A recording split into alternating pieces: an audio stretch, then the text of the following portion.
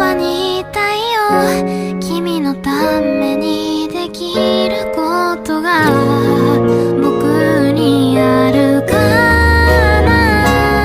Halo semua, apa kabar? Semoga sehat-sehat selalu ya guys. Di sini kita akan membahas alur cerita manhwa manga. Bagi yang belum subscribe bisa dibantu subscribe-nya dan jangan lupa like video ini jika kalian merasa terhibur. Kali ini kita akan membahas komik yang berjudul Gamer Go to Isekai. Sekarang sudah memasuki ke part 7. Terima kasih kawan-kawan yang telah mengikuti dari part 1. Oh iya, aku juga sudah membuatkan playlist untuk komik ini. Jadi jika kamu belum menonton part sebelumnya atau kamu mencari lanjutan dari part ini, kamu bisa cek playlist di deskripsi. Terima kasih. Jadi kali ini kita flashback dulu di part 6 kemarin. Di part 6 kemarin terlihat bahwa Carter yang telah mati di tangan Mina. Di sini Mina sudah kembali ke kerajaannya Liu Feng. Dan kita masuk ke part 7 kali ini. Mina yang setelah di depan kerajaannya Liu Feng takut untuk masuk ke dalam. Apakah Tuan udah tidur atau belum? Lalu dia memberanikan diri dan ternyata Liu Feng sedang membaca buku. Liu Feng berkata, "Apakah kamu sudah kembali, Mina? Apakah kamu lapar, Mina? Aku sudah menyiapkan bubur favorit bagimu, Mina. Nih, makan dulu buburnya." "Makanlah, Mina." Nah, Mina di sini memakannya. Namun bibir Mina terkena bubur di situ. Bubur berepotan kemana-mana.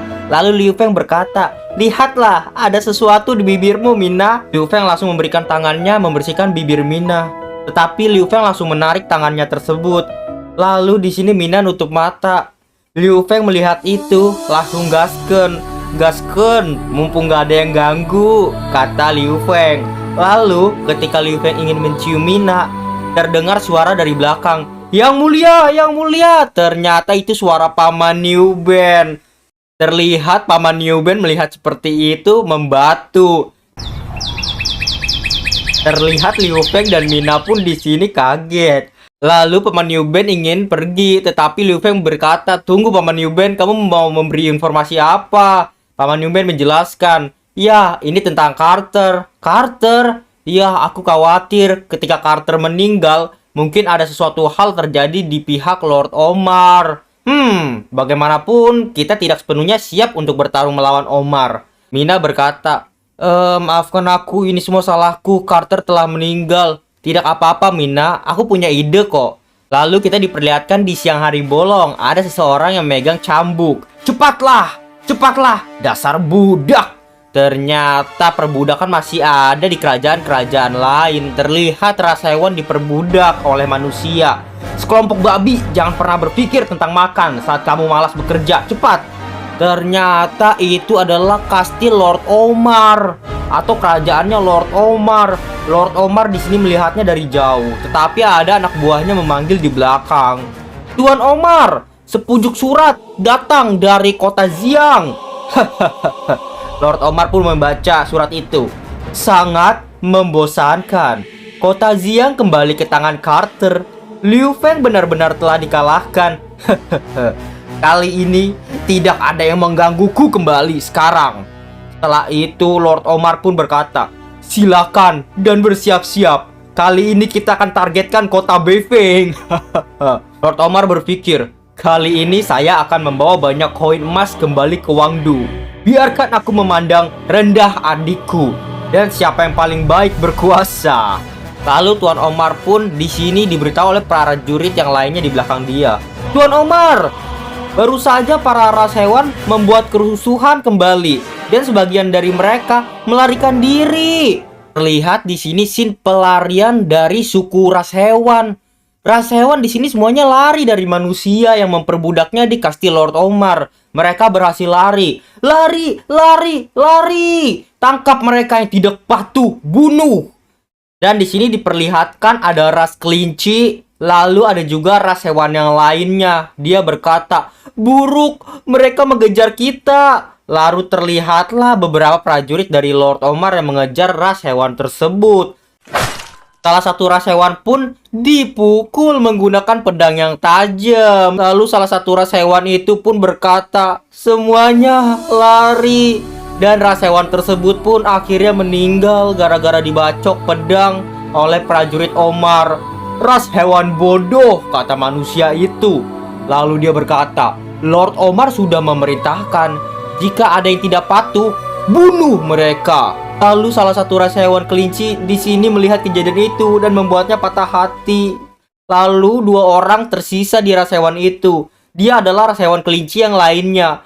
Ras hewan yang kelinci itu mengorbankan dirinya. Lari, lari Weya, lari cepat. Dia melihat perjuangan dua saudaranya yang menghentikan prajurit dari Lord Omar supaya tidak tertangkap. Weya kabur ke selatan. Hiduplah dengan tenang, Weya. Lalu Weya pun di sini menangis sambil berlari. Tidak, kabur ke selatan. Saudara-saudaraku telah meninggal.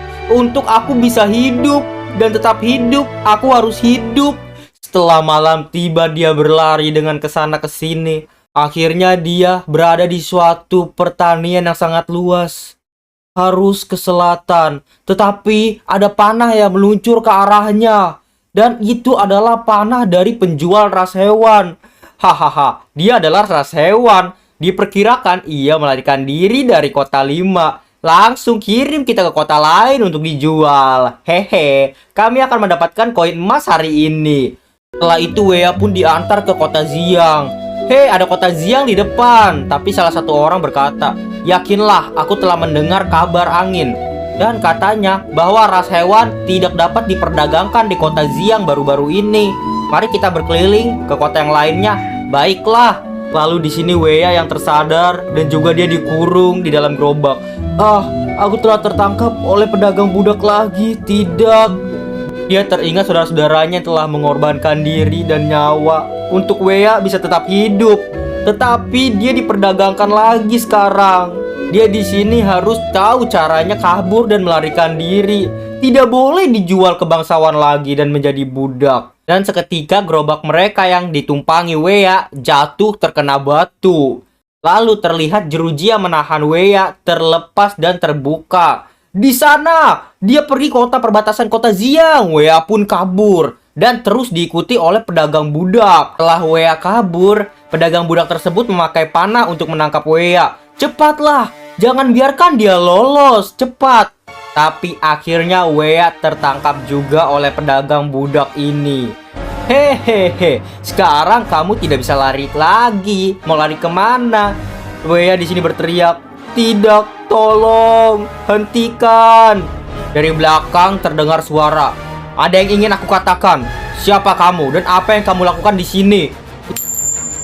Itu adalah Liu Feng dan juga Ani, Mina, serta keluarga Liu Ben. Lalu dua pedagang budak tersebut pun berpikir, gawat, ini tampaknya sosok yang luar biasa muncul. Lalu kakek berkata, beraninya melakukan hal-hal kejahatan ketika penguasa kota sedang memeriksa gandum. Lalu di sini Weya pun histeris melihat bangsawan. Ada seorang bangsawan, tidak. Tapi dia melihat Ani. Kenapa ras hewan bersama dengan manusia? Bagaimana mungkin para ras hewan berani berbicara dengan para bangsawan seperti ini? Lalu pedagang ras hewan tersebut melihat kepada Ani dan juga Mina. Dia berpikir, oh, meskipun aku mendengar bahwa tuan kota Xiang tidak diizinkan untuk berdagang ras hewan, tapi sekarang tampaknya dia hanya bangsawan biasa yang suka tawanan. Lalu dia mengenalkan diri. Tuan ini, kamu salah. Kamu tidak menangkap manusia. Kami menangkap ras hewan rendahan, tuan. Lalu setelah itu Mina dan Ani pun mencakarnya dan memukulinya. Setelah itu terlihatlah Weya yang semakin parah kondisinya. Aku harus lari. Aku tidak boleh ditangkap oleh kaum bangsawan lagi. Tetapi Weya tidak bisa berlari lagi dan dia pun pingsan. Terlihat di depan matanya ada ras hewan kucing yaitu Mina. Hei, aku menemukan ras hewan di sini. Bawa dia ke kastil. Tidak lama setelah itu, Weya pun dibawa ke kastil dan diberbaringkan di kasur. Namun kakek tidak bisa menyembuhkannya. Lukanya terlalu dalam, luka dari panah tersebut. Di sini Liu Feng berkata, luka jenis ini hanya bisa dijahit dengan jarum. Dengan jarum? Ya. Liu Feng langsung memakai pakaian dokter di dunia nyata yang dia bawa ke dunia isekai. Setelah Liu Feng sudah mengobatinya, dia melepas pakaiannya dan terlihat luka dari Wea sekarang sudah diperban. Lalu kakek kaget. Heh, hebat, darahnya benar-benar berhenti. Lalu Mina, Ani, dan juga Nir kaget. Yang mulia bisa mengetahui teknik pengobatan juga. Lalu di sini Wea terlihat mengingat masa lalunya dan juga dia lagi mimpi buruk. Ayah, ibu, tolong aku, tidak.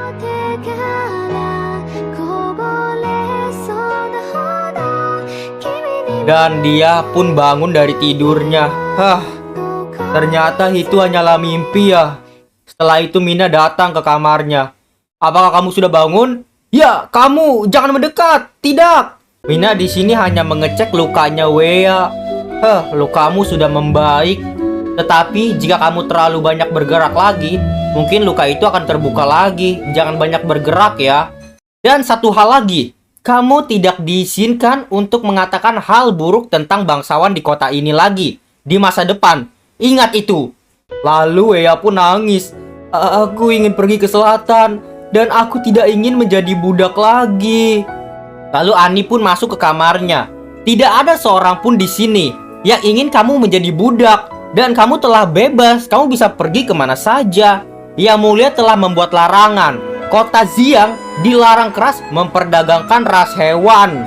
Dan itu artinya bisa dibilang kota ini surganya ras hewan. Terlihat kota Xiang yang sekarang sudah menjadi kota maju di tangan Liu Feng. Lalu terlihat Liu Feng sedang duduk di meja makan. Lalu Ani pun memperkenalkan ras hewan yang ia tolong. Tuan, namanya adalah Fija. Ras kelinci, ini dia. Lalu Liu Feng pun berkata, baiklah, ayo duduk makan bersama. Jangan takut, duduklah. Fija pun di sini berkata dalam hatinya, ras hewan duduk dan makan bersama dengan manusia. Apakah ini benar-benar mungkin? Ia melihat Mina dan juga Liu Feng secara duduk bersamaan. Lalu makanan pun datang. Makanannya sudah siap, kata Nir. Lalu Fija pun berterima kasih kepada Liu Feng. Terima kasih. Lalu Liu Feng di sini terlihat mengelus kepala Mina. Mina, kamu telah sibuk melatih skuad serigala perang baru-baru ini. Makanlah yang banyak, Mina. Dalam pandangan Fija, Liu Feng terlihat seperti seseorang yang tampan. Apakah dia yang mulia yang dikatakan oleh mereka? Dia sangat tampan.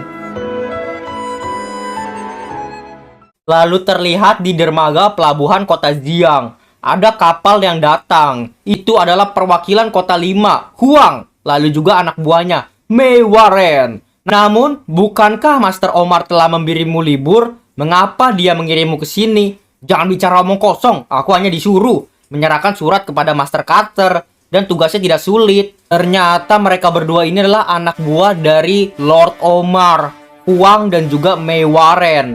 Di sini dia dijemput oleh pasukan kuda. Pasukan kuda tersebut berkata, tamu asing terhormat, apakah kamu ingin naik kereta kuda? Gimana? Kereta kuda kami nyaman loh.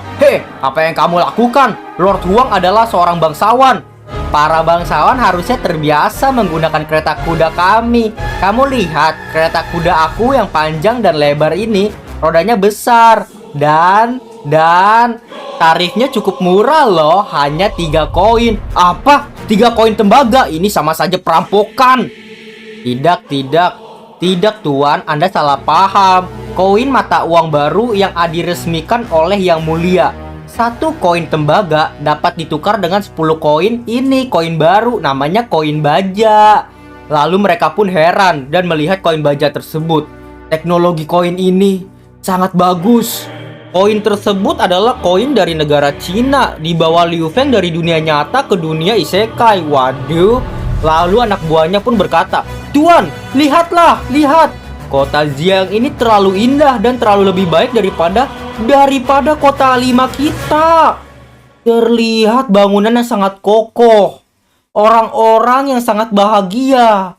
Lebih dari kota 5. Dan kota ini lebih baik daripada kota Wangdu. Orang macam apa itu Carter? Apakah dia benar-benar hanya seorang bangsawan tak tahu malu yang menindas orang-orang lemah? Kok bisa membangun kota seperti ini? Lalu terlihatlah Huang dan satu bawahannya masuk ke dalam kastil Liu Feng. Aku ingin menemui yang mulia kota ini. Aku Huang dari kota 5. Dia kota 5, Tuan hati-hatilah. Paman Yu di sini langsung menjaga Liu Feng. Liu Feng pun kaget.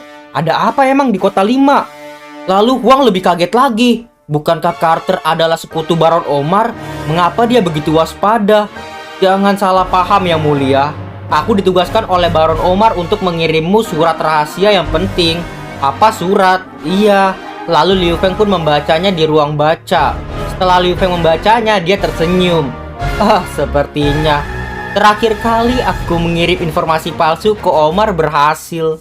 Mereka benar-benar berpikir Carter telah merebut kembali kota Xiang ini. Surat ini. Lalu Liu Feng di sini sebenarnya pura-pura marah. Omar sebagai penguasa, pikirannya hanya mendapatkan koin emas, berpura-pura menjadi pencuri berkuda, dan menjarah kota-kota. Sekarang dia ingin membuat aliansi dengan Carter untuk menaklukkan kota Beifeng. Lalu Huang di sini berkata, "Sepertinya kamu bukan Carter ya?" Kamu menyadarinya? Aku adalah Liu Feng. Carter telah kalah dan mati. Dalam hal ini saya seharusnya melarikan diri, kata Huang. Tetapi pada akhirnya aku ingin bertanya kepada Tuan Liu Feng. Tolong beritahu informasinya ke kota Beifeng dan lakukan tindakan pencegahan lebih awal. Mungkin orang yang tidak bersalah dapat menghindari bencana ini. Dan ternyata Huang di sini adalah dia orang yang setengah-setengah. Dia tidak patuh ke Lord Omar, dia tidak patuh ke siapapun. Dia hanyalah orang yang dibayar doang. Lalu Huang menambahkan lagi, "Dan ayo kalahkan mereka." Lalu setelah itu Huang pun pergi. Dan di sini terlihat Paman Yu berkata kepada Liu Feng, "Haruskah kita memberitahu kota Beifeng?" "Itu tentu saja, Paman Yu." Dan sudah dipastikan bahwa kota Beifeng sebentar lagi akan diserang oleh Lord Omar atau anak buahnya pencuri berkuda. Kita sudahi sampai di sini part kali ini. Kita sambung ke part selanjutnya di next lain waktu. Bye-bye semuanya, dadah. Terima kasih bagi kalian yang telah menonton video ini dan juga terus mensupport channel ini. Terima kasih banyak. Bye-bye semuanya.